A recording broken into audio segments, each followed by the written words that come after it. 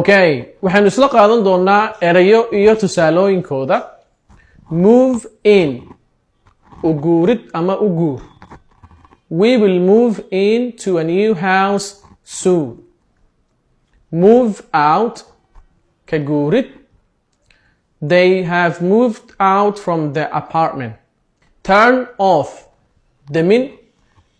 Turn off the light. Turn on, daarid ama shidis. Can you turn on the TV? Throw away, tuurid. Throw away the trash. Clean up, nadiifi. Clean up the house immediately.